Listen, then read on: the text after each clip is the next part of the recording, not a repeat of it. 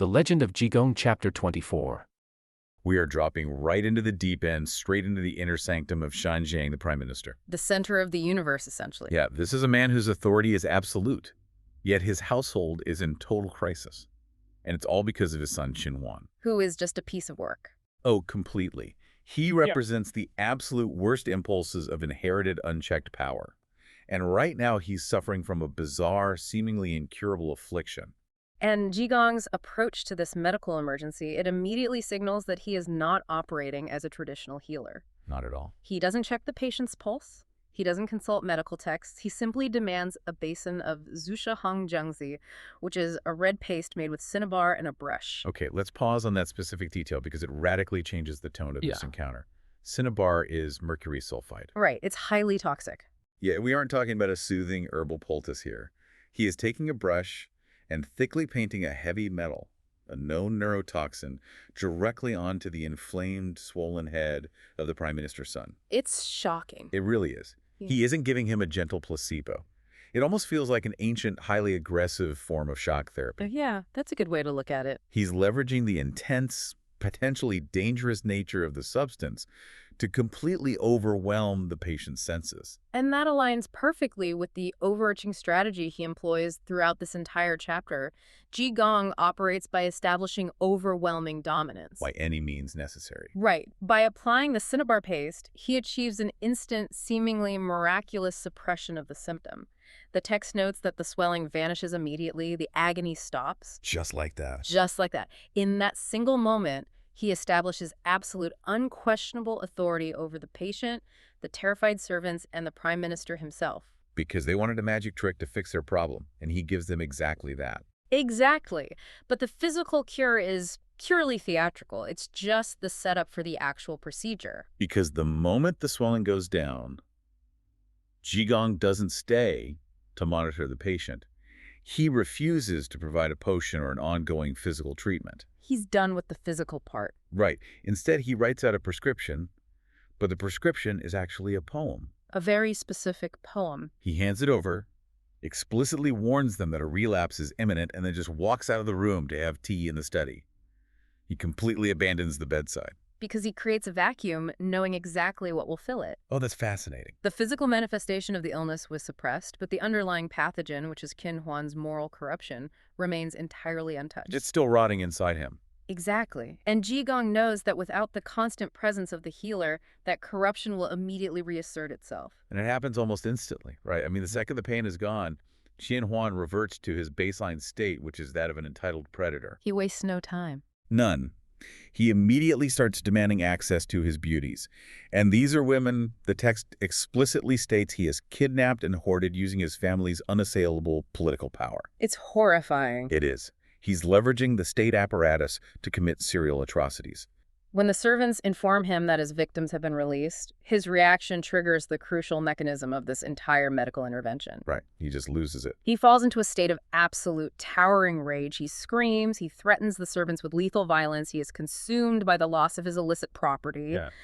And the text provides a very specific auditory detail here, which I find amazing.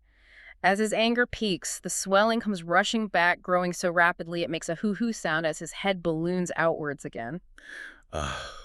That auditory detail is horrifying.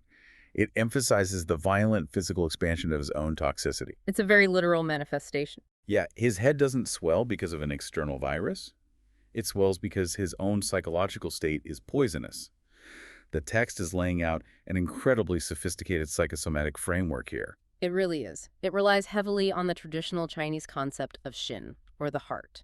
And that's understood not just as a physical organ, but as the seat of the mind, the emotions, and the moral center. So it's everything combined. Exactly. In this paradigm, severe moral deviations and intense, unchecked emotional states, like the entitled rage Xinhuan experiences over losing his kidnapped victims, they manifest as physical deformities. The outside matches the inside. Precisely. The body becomes an inescapable canvas reflecting the rot of the mind. So the terrified servants run back to Jigong, begging him to re-administer the miraculous cinnabar paste. And this is where Jigong's methods transition from aggressive to downright ruthless. He's not playing around anymore. Not at all. He flatly refuses to see the relapsing patient. He simply tells the servants, tell him to read my prescription. He's making the cure entirely dependent on the abuser actively confronting his own monstrous behavior. Because the poem he left behind is the actual medicine, and its phrasing is extraordinarily precise. What does it say again? It reads, "Sickness of the body is known to the heart. Sickness of the body requires medicine of the heart. If the heart is upright, the body is clean. When the heart gives birth to evil, that is when sickness is born." When the heart gives birth to evil, that is when sickness is born. Oh. Wow. He is forcing a man who has never faced a consequence in his entire life to look in a psychological mirror. There's no escaping it this time. No. If Jigong had gone back in and reapplied the mercury paste, he would have just enabled the behavior. He would have just been a magical enabler. Exactly. Jinhuan would have learned that he can continue to kidnap abuse and rage, and the family's wealth will simply buy the magic monk's services to fix the resulting headache. Yep. But by staying in the study, Jigong short-circuits the entire machinery of elite entitlement. He really does. The burden of the cure is shifted entirely onto the patient's agency. When Xinhuan reads the poem through the agony of his swollen head, he experiences a forced cognitive breakthrough. A real light bulb moment. The text states he has a sudden realization. He says, "I brought this illness upon myself. I abducted women. I committed many evils. If I change my ways and do good, I will be cured." And it actually works. It does. The moment that genuine psychological shift occurs, the physical deformity recedes permanently. It's a staggering sequence. I mean, this feels like an ancient, highly aggressive form of cognitive behavioral therapy. He doesn't coddle the patient. He lets the patient's own toxic anger trigger the physical relapse so the lesson sticks. It's brutal but effective. Yeah, he weaponizes the heir's own entitlement against him.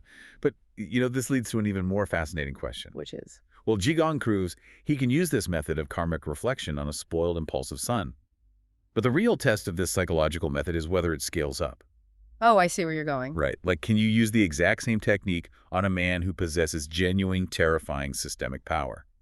How does Jigong handle the father, the prime minister himself? Well, to understand that dynamic, we have to look closely at their conversation in the study.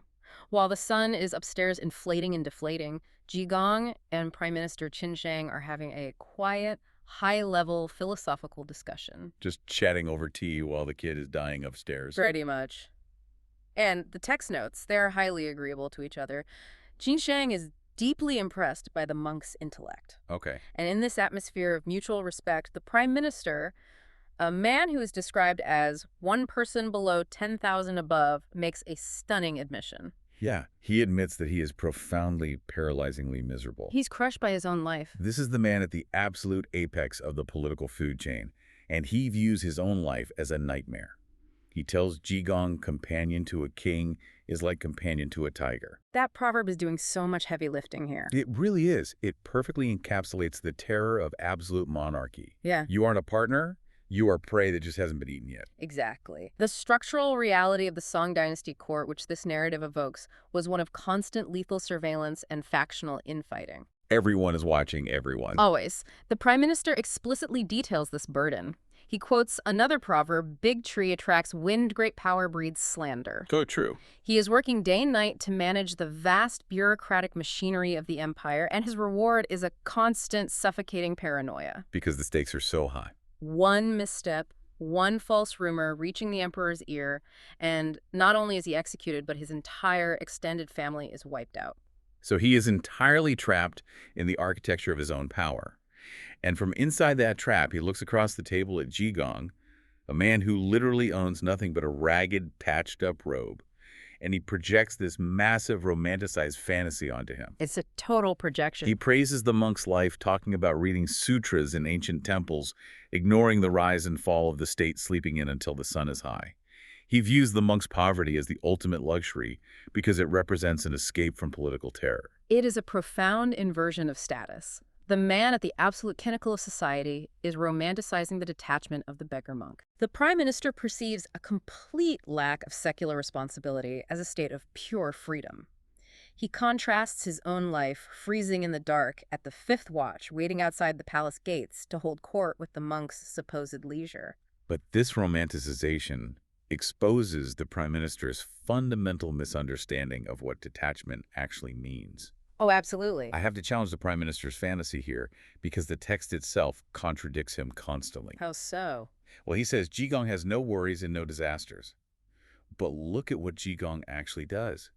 He wades directly into the most toxic, dangerous environments imaginable. That's very true. He deals with violent kidnappers, he confronts corrupt officials, and later in this very chapter, he spends the night physically fighting off hostile ghosts. He's constantly in the trenches. Exactly. Jigong isn't sitting on a mountaintop ignoring the world. He is deeply entangled in the messy, agonizing reality of human suffering. You're touching on a crucial theological distinction there.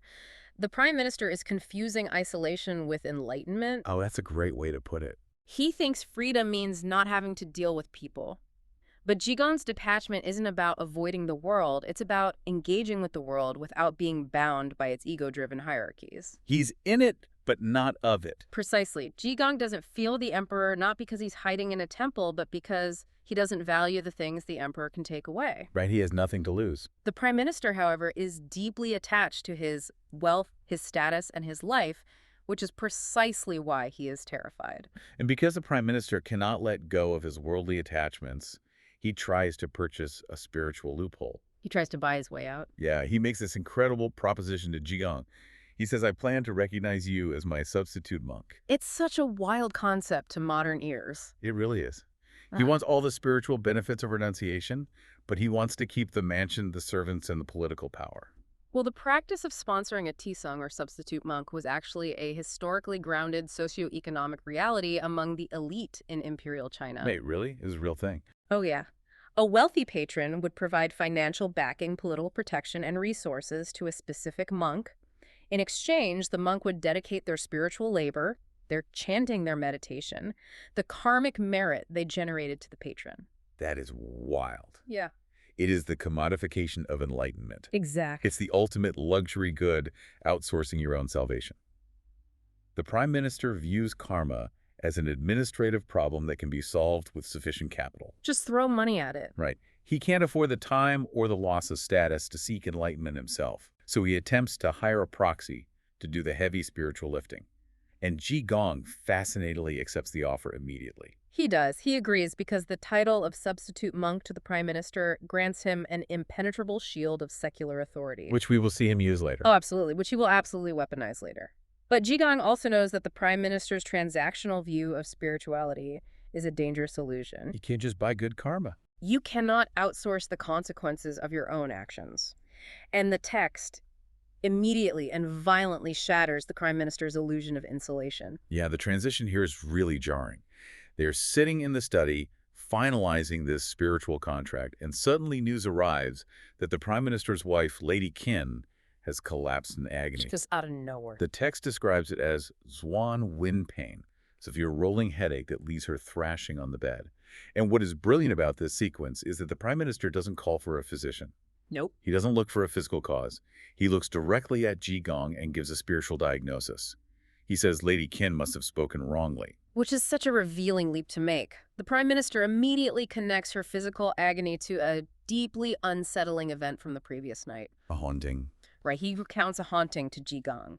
The mansion was plagued by ghosts, and during the chaos, the Prime Minister had a vivid, terrifying dream where he was visited by a deceased preceptor. And the ghost didn't just come to scare him. It came with a specific administrative demand. A policy change from beyond the grave. Basically, yeah.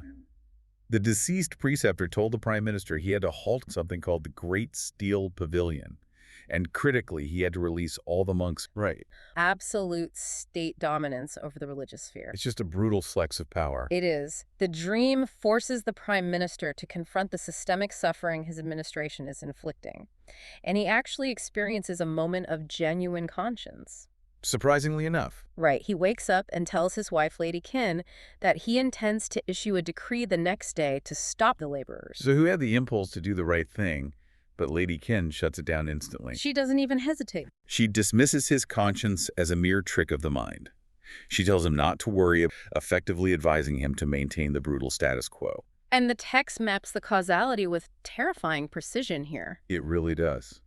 The Prime Minister says her words broke my good thought. She interrupted the momentum of compassion. She stopped it dead in its tracks. And the instant she suppressed that good deed, The haunting resumed, and she was struck with this agonizing, blinding pain. The text is establishing karma not as some distant afterlife judgment, but as an immediate physical reality. It happens right now. Exactly. Lady Qin did not swing the whips, but her casual dismissal of her husband's conscience made her complicit in the ongoing suffering of... She's part of the system. In the moral architecture of this narrative, suppressing a righteous action is an act of spiritual violence, and that violence reverberates backward, manifesting instantly in her own body. Which forces us to look very closely at how Jigong cures her, because his method here is wildly different from how he treated the son. It's a completely different approach. He doesn't leave her a poem. He doesn't force her to reflect on her complicity. He walks into her chamber, mutters an incantation, and performs what he calls the immortal's single grab. Just reaches out. He just reaches into the empty air around her thrashing body and snatches the invisible illness. And instantly her pain vanishes. The illness is treated almost like a physical entity, an energetic mass that can be extracted. But Jigong states a crucial rule of this spiritual physics. Oh, right, the displacement rule. He says, I can grab it, but once it's grabbed out, it has to be thrown somewhere. The karmic consequence cannot simply be deleted, it must be displaced. Okay, I want to spend some time on this because what happens next is incredibly shocking. It's very upsetting. Jigong looks around the courtyard, spots a resting dog.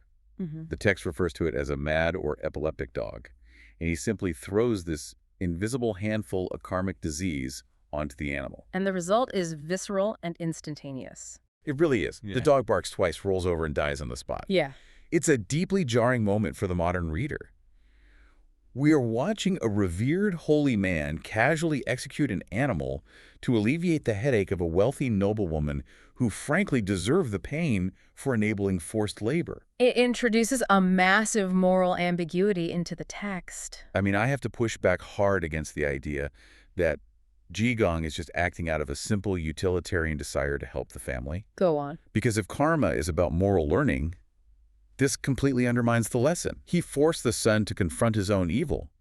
But with Lady Qin, he just provides a magical bypass. He lets her off the hook. Exactly. He takes the lethal consequence of her lack of empathy and dumps it onto a stray animal. That's not utilitarianism that feels like a spiritual mafia shakedown. That's a strong image. But it's true. He's demonstrating that if you have enough power, you can just buy a scapegoat, or a scapegoat in this case, to absorb your bad karma. Well, your reaction is exactly what the text intends to provoke. You are looking at the moral framework of the text and demanding consistency based on modern ethical sensibilities. Right. But Jigong is operating on a different ledger entirely. Consider the concept of karmic thermodynamics we discussed earlier. The energy displacement. Exactly. The energy of Lady Qin's interference with a massive act of state mercy generated a lethal charge. Jigong extracted that charge to save her life, but that energy requires a grounding rod. It has to go somewhere. Right. The dog becomes the nearest available vessel to absorb a lethal shock that would have otherwise killed the Prime Minister's wife. But why save her at all if she's the one in the wrong? That's the real question. I think the answer lies not in Lady Qin, but in the man watching the entire sequence unfold. The Prime Minister. The Prime Minister's standing right there. He sees his wife in agony. He watches the monk pull an invisible force out of the air, and he watches that force instantly snap the neck of a living creature. It's a demonstration. This isn't just a medical procedure. It is a violently graphic demonstration designed specifically for the Prime Minister. Precisely. Look at the Prime Minister's reaction. He isn't relieved, he is utterly terrified. As he should be. He says how fierce. Just speaking one wrong sentence leads to this wind pain in the head. In the future, as I serve as an official in the court, I must be extremely careful and cautious with my words. He gets the message. The death of the dog physically actualizes the abstract danger of his political power. It's a masterstroke of psychological terror. The Prime Minister spends all his time worrying about the Emperor executing him. Jigong shows him that the universe itself will execute him or those he loves if he wields his authority carelessly. It shifts his entire worldview. Jigong sacrifices the dog to imprint a permanent visceral fear into the mind of the man who commands the empire. Yeah. It's a brutal, chilling calculus. One dog dies so thousands might live. Right. One dog dies so that the Prime Minister is too terrified to ever again ignore a good thought regarding thousands of forced laborers. And this demonstration of terrifying, inescapable power thoroughly breaks the Prime Minister's previous view of Jigong. He's not just a cute beggar anymore. No, he no longer sees a leisurely romanticized ascetic. He recognizes an entity of overwhelming capability.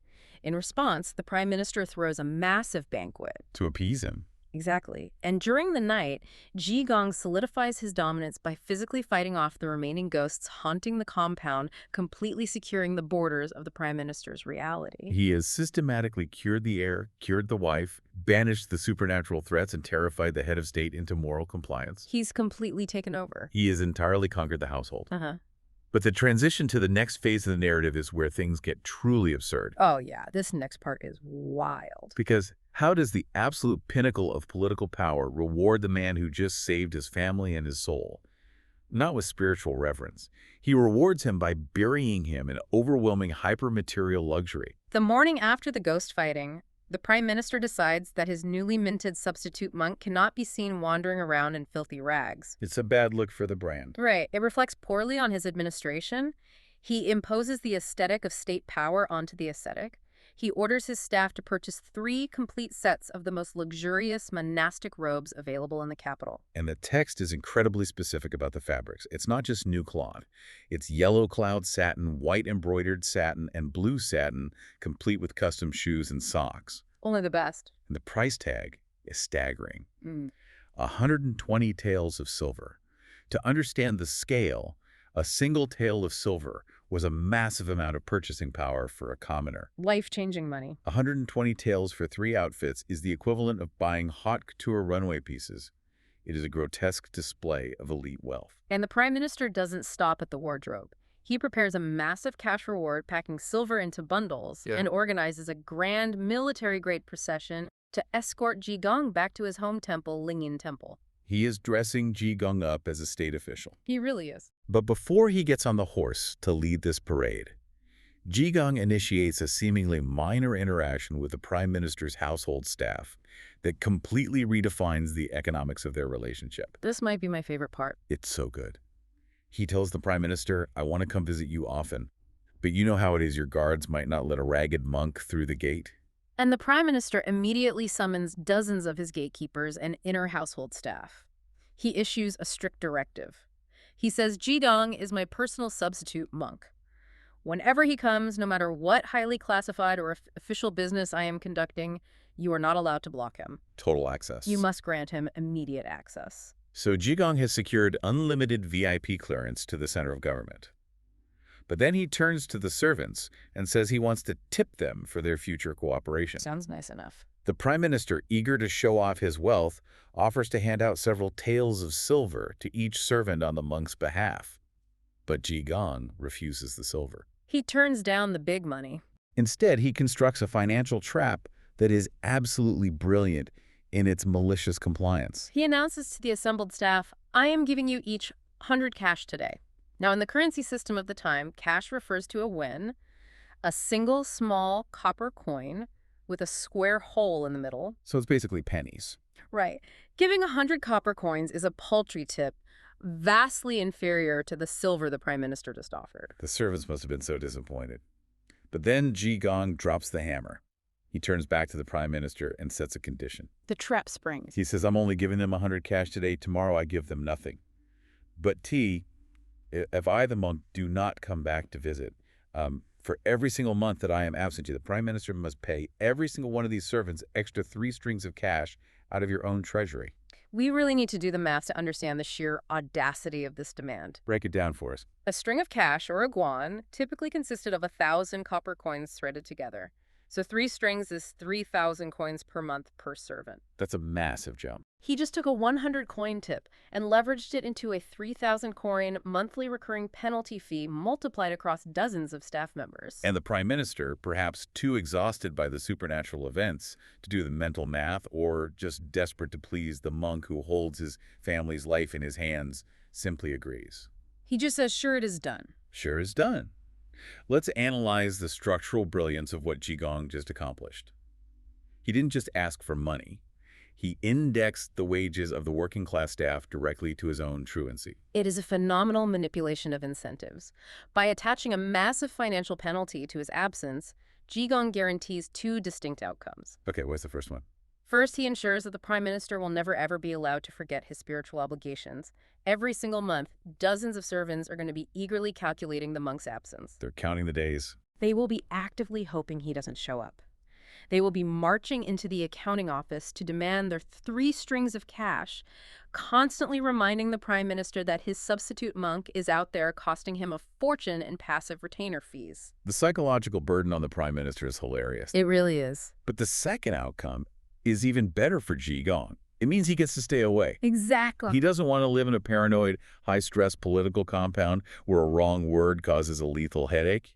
He wants to wander the streets and drink wine. He buys his freedom. He has effectively used the prime minister's own treasury to establish an indefinite universal basic income for the household staff, entirely funding it through his own refusal to show up for work. It's genius. It's wealth redistribution disguised as an administrative oversight. He extracts maximum value from the elite to benefit the working class while simultaneously securing his own absolute freedom. Win-win. And with that contract in place, he finally allows the prime minister to parade him out of the city.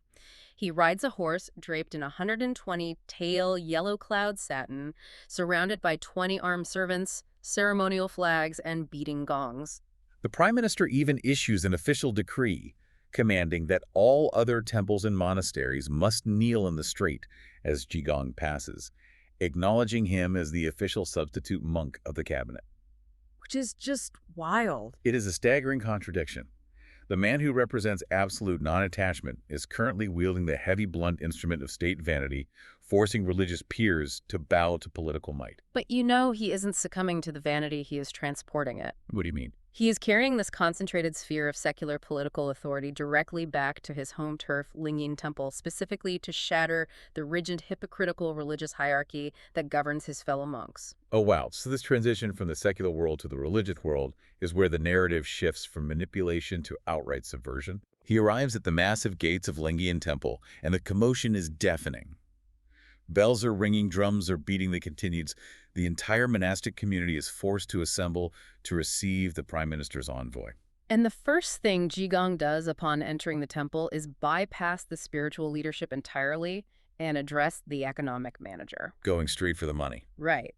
He summons the abbot in charge of affairs, and gesturing to the massive chest of silver the prime minister sent, orders him to act as a bank teller. He says, weigh out the silver, make 20 packets of 50 taels and 100 packets of 10 taels. He is instantly asserting economic dominance over the temple's hierarchy. But that's just the prelude, right? Just the warm-up. The truly subversive act requires the intervention of the secular state. Jigong gathers the 20 armed servants provided by the prime minister. He instructs them to stand before the assembled community of monks and issue a tangyu, an official legally binding decree from the secular government. The collision of state law and monastic code here is jarring. The servants announce to the silent, terrified monks, listen clearly. Monk Jigong is the substitute monk for Prime Minister Qin returning in glory today. Setting the stage. Right. Then they say the holy monk wants to borrow money from you monks to buy wine. If you have money and do not lend it to him, you will immediately be sent to the government authorities to be punished. Let that sink in for a second. He is using the threat of the state police to mandate that ascetic monks must fund his personal alcohol consumption. It is so brazen. It is a blatant, almost comical abuse of power. But the second part of the decree is even more extreme. It really is. The surgeons continue in the future when the monk has no money and goes to borrow from you. If you are not in your room and he steals something, you are not allowed to say a word. Wait, he's legalizing his own theft? It gets worse. They say if you see him, you are not allowed to stop him from stealing. If you violate this, you will immediately be dragged out the temple gates and beheaded. Dragged out the temple gates and beheaded. He has literally weaponized the state apparatus to grant himself diplomatic immunity for petty theft against his own co-workers. Yeah. It is a complete suspension of the law. He has carved out a sanctioned zone of total anarchy within the strict confines of a wealthy monastery. And the reaction of the monks is crucial for understanding why Jigong does this.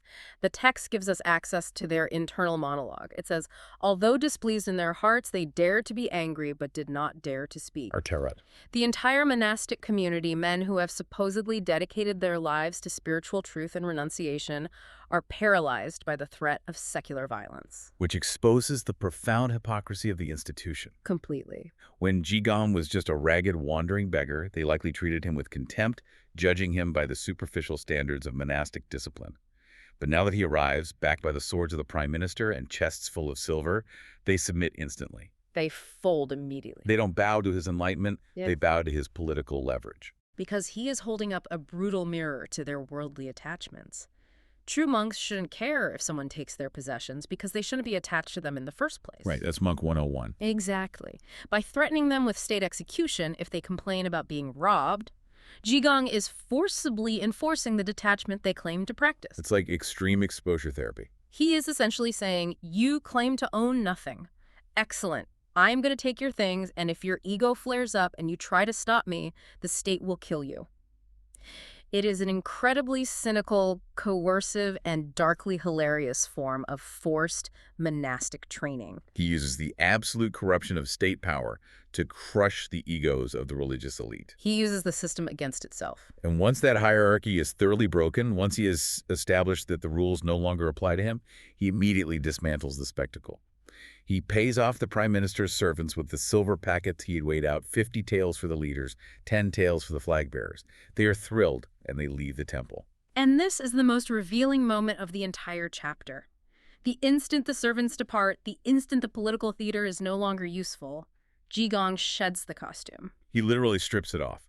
He takes off the 120-tael yellow cloud satin robes, the embroidered shoes, everything that signified his elite status. Just tosses it aside. He wraps it all up into a bundle and puts his filthy, patched-up, ragged monk's robe right back on. He never cared about the wealth or the prestige. It was just a prop. Exactly. It was only ever a tool to crack open the rigid structures of the household and the monastery. And now he takes that hyper-concentrated wealth straight to the lowest level of the secular economy. He walks out of the temple gates back into the bustling, gritty streets of the city and heads straight for a pawn shop. A pawn shop. This transitions us from high-level political manipulation to street-level economic warfare. His behavior when he enters the pawn shop is utterly bizarre.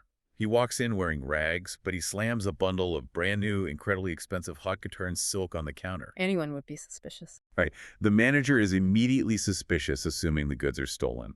And Jigong leans into that suspicion. He starts acting incredibly paranoid, lifting the curtain, glancing nervously up and down the street, behaving exactly like a desperate criminal trying to fence stolen property. He is deliberately cultivating an aura of illegitimacy. The pawn shop manager interrogates him. He says, "Where did you get these clothes? You better tell the truth." But then someone recognizes him. Right before the situation escalates, a clerk in the back recognizes Jigong. The clerk tells the manager, "Don't be blind. This is the master who just rode by on a horse as the prime minister's substitute monk." Which confirms exactly why Jigong allowed the prime minister to parade him through the streets in the first place. Oh, it all connects. It wasn't ego, it was a public relations campaign. He needed the entire city to visually confirm his access to legitimate elite wealth, so that when he showed up at a pawn shop in rags an hour later, they wouldn't just have him arrested for theft. The parade was the authentication process for the pawn transaction. Exactly. With his identity confirmed, the negotiation begins. Jigong demands a specific exorbitant price for the clothes, 150 strings of cash. A huge sum. The clerk, eager to make the deal, asks a logistical question. He asks if Jigong wants the payout in silver taels or in paper money. Which makes sense. Right? Both options represent concentrated, easily transportable wealth. A man could carry 150 taels of silver in his sleeves or paper notes in a pouch without breaking a sweat. But Jigong vehemently rejects the convenient options. He demands the payment entirely in heavy physical copper cash coins. He insists, "I want ready cash." Okay, we have to understand the physical reality of the currency here. As we establish, one string is 150 strings. Jigong is demanding 150 strings. That is 150,000 individual pieces of metal. 150,000 coins. The sheer physical mass of this much copper is staggering. It would weigh hundreds of pounds. The pawn shop clerks literally have to haul it out and pile it up in the doorway of the shop because it takes up so much physical space. Why on earth would a wandering monk demand wealth in its most cumbersome, immovable form? Because you cannot carry 150,000 copper coins by yourself. It's physically impossible. The moment the mountain of copper is piled in the doorway, Jigong turns to the crowd of onlookers that has gathered on the street and shouts, "Who will carry money?" By demanding heavy copper, he necessitates manual labor. He instantly generates a localized gig economy right outside the pawn shop doors. He is weaponizing the physical mass of currency to force a redistribution of wealth. Yeah. He isn't just handing out alms, he is hiring the crowd. Right, paying them for a service. A large, robust man from the crowd steps forward and volunteers, "Monk, I'll carry it for you." And Jigong's reaction is instantaneous and piercing. He lifts the man up and down and says loudly and publicly, "Your heart is bad. I won't let you carry it." He diagnoses the man's moral corruption on sight. He points at poor people in the street and assigns them loads. You carry 3 strings, you carry 2 strings. He is paying them massive, exorbitant rates just to move his money a few blocks. It's an incredible scene. He is injecting the prime minister's hoarded wealth directly into the circulatory system of the street-level working poor. It's a highly efficient, localized stimulus package. But amidst this chaotic charity, Jigong initiates a profound psychological test. Oh, the guy with the bad heart. Yes. After distributing most of the copper to the poor, there are 5 strings left sitting on the ground. 5,000 coins. But the brilliance of the trap is what happens next. The crowd is murmuring. The large man is likely embarrassed and angry. And then Jigong casually reverses his decision. He says, "Fine, let that large man carry it." He deliberately hands a massive sum of money to a man he has just publicly identified as untrustworthy. Just giving it to him. And the predictable happens immediately. The large man scoops up the 5 strings of heavy copper and bolts. He steals the money and runs away through the crowded streets. The crowd erupts into chaos. They are yelling, "He's running, Monk. Your money is stolen." But Jigong doesn't panic. Not at all. He doesn't use his magical single grab to teleport the thief back. Yeah. He just waves dismissively and says wherever. He refuses to chase him. This is where we see the final, most elegant psychological mechanism of the chapter. Jigong intentionally created a scenario of irresistible temptation for a corrupt individual. He practically handed him the bait. He loaded him up with the physical burden of wealth, and then he let him run. But Jigong doesn't just let him go.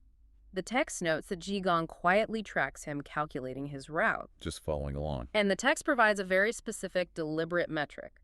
The large man runs through 17 different alleys. Think about the biological reality of that flight. The man is sprinting at top speed, fueled by adrenaline and the terror of being caught by a magical monk with the backing of the prime minister. It's a full-on panic sprint. And he is doing this while carrying 5 heavy strings of copper coins. The physical exertion required to navigate 17 winding alleys with that much dead weight would be agonizing. His lungs would be burning, his muscles failing. He is essentially forcing a corrupt man to physically haul the weight of his own greed across the city. It's like forcing an embezzling banker to carry the gold bars he stole across a desert on his own back. The wealth itself becomes the instrument of his torture. And the physical exhaustion is mirrored by the psychological breakdown. As he runs through alley after alley of the paranoia compounds, he is constantly checking over his shoulder, wondering when the mystical retribution is going to strike. The waiting is the hardest part. The tension of the unchased escape is far more punishing than immediate apprehension. The line Jigong lets out isn't a magical tether, it is the thief's own guilt, paranoia, and greed dragging him forward until his biology simply gives out. By the time the thief reaches the 17th alley, he is entirely depleted. He is gasping for air, physically broken, and psychologically shattered by the terrifying anticipation of consequence. He's done. And it is only then, when the man has completely defeated himself, that Jigong casually strolls into the alley and corners him. The thief has no energy left to fight and no spirit left to lie. He has been thoroughly broken by his own actions.